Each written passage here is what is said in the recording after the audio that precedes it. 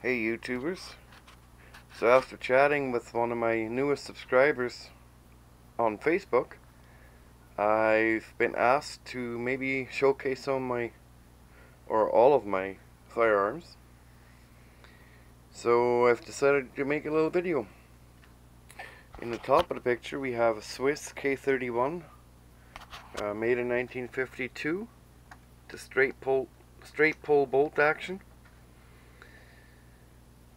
I do have a scope mounted on it. As you can see, they're mounted off center, but I got it sighted so when I hold it, it'll be center over the barrel and good to go. Very accurate rifle, big bang. It takes a 30 caliber bullet, basically a 308 with a little bit extra powder to it. 6-shot magazine. Dropout.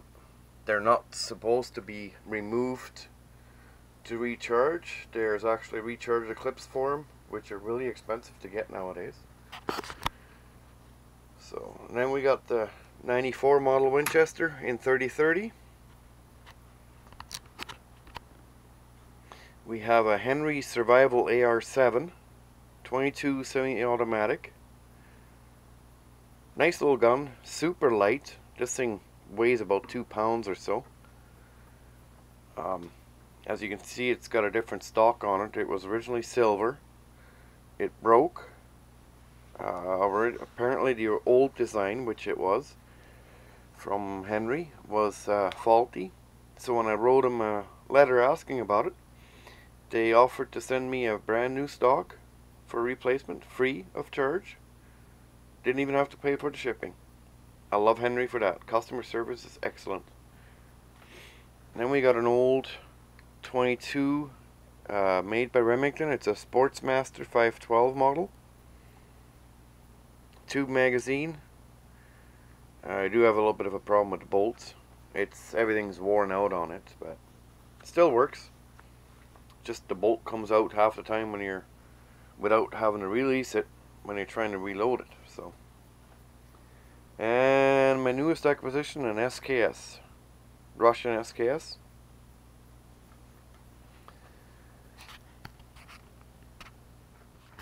And here we have my pride and joy. It is an original 1887 model Winchester lever action shotgun. It is in 10 gauge. I have never fired it yet, due to the fact that it takes black powder only, as it is believed that the smokeless powder is too powerful for the action and it might split it. And I don't have any black powder shells for it, especially not 10 gauge. Really hard to find. I found some down in the US, but they're expensive and I can't afford them. 10 gauge Winchester,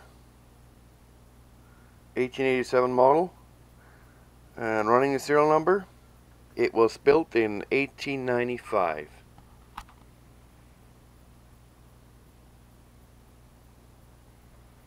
What a beauty. And then we got my semi-automatic handguns. We have a 22 model Smith & Wesson. I believe, I don't know if I could read it, the model is. I'll find out in a second here. It's a model 422, 22 long rifle. Nice little handgun, pretty accurate.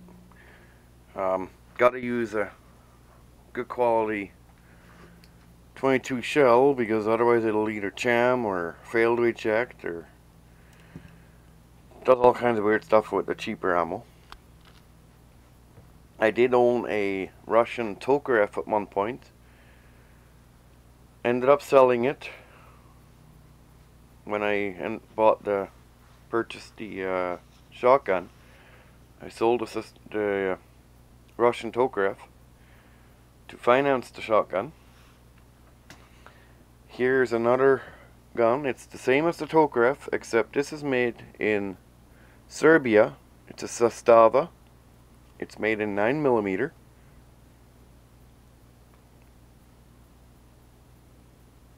very accurate gun. I bought this one brand spanking new. It is dead accurate. And my favorite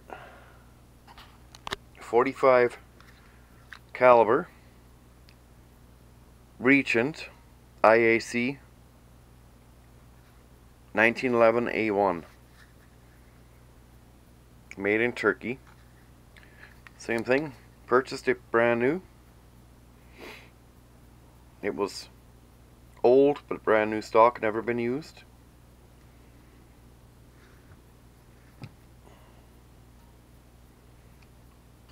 It is probably the most accurate and pretty close, well, pretty much the most accurate handgun I got, or most powerful handgun I have. The 9mm, well, not so accurate, not so powerful, but fun to shoot. The cheapest and most fun to shoot was the Tokarev, and I may end up someday acquiring a Sestava in a 7.62 caliber, which is the Tokarev Russian caliber. Just so it'd be basically a twin to this, with a different caliber. And here's my handgun cabinet. I don't know how well it shows in the light, but as I open it, the guns will swing out. They are mounted magnet, which is covered by a felt, obviously. They're just hanging in there on their own. Of course, the Smith & Wesson I gotta move in quite a ways, because it is an aluminum frame. The only thing that's steel is basically the slide. So this is my cabinet. They swing out on their out on their own and back in on their own. And of course, well, lighting kind of sucks in here, but that's that. And then we have my good old filing cabinet. That's what you think anyways. So I'll let you in on a little secret. It has one lock here, and another one here which locks the top and the halfway point in the bottom. So as I open this,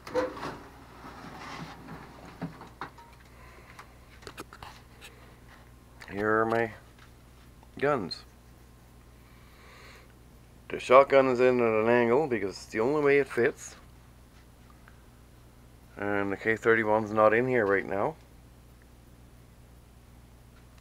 And here's the charger clips for the K31.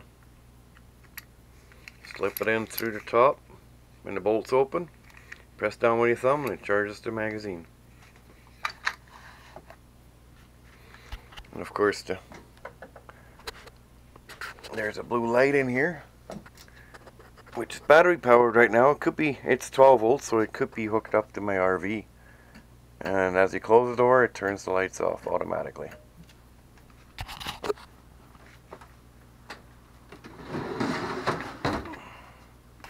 And besides all that, I also have a recurve,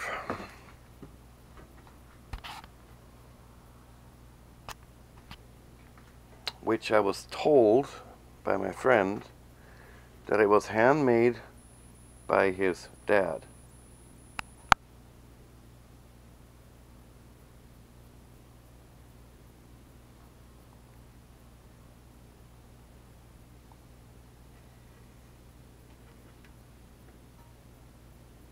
I fired it a few times out in a hay barn.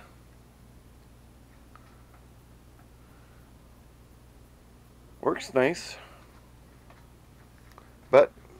hunting just isn't quite my thing.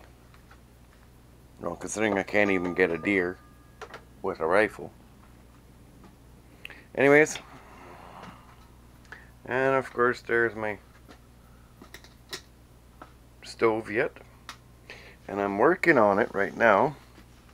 A hot water system to circulate hot water underneath my RV so my poop tanks won't freeze up in wintertime when it gets cold here. That I will make another film once I get it all dialed in and done up. I'll make another film for that